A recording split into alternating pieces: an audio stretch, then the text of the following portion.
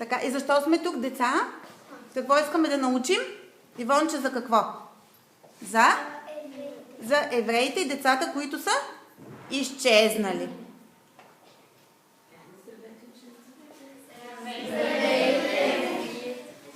Деца, това са 6 Б клас.